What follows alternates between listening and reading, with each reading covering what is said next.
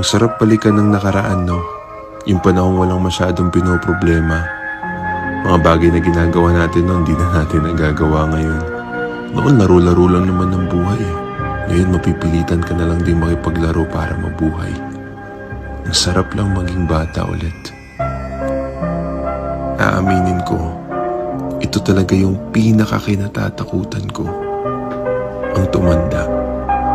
Yung unti-unting mawawala sa iyo lahat ng bagay na pinahalagahan mo sa matagal na panahon.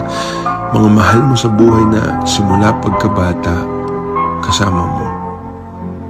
Ang sakit isiping lahat ng yun, hindi mo madadala hanggang sa pagtanda mo.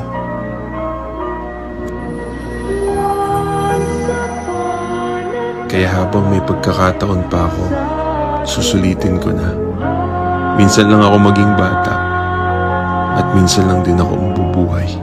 Nabawi ang buhay na puno ng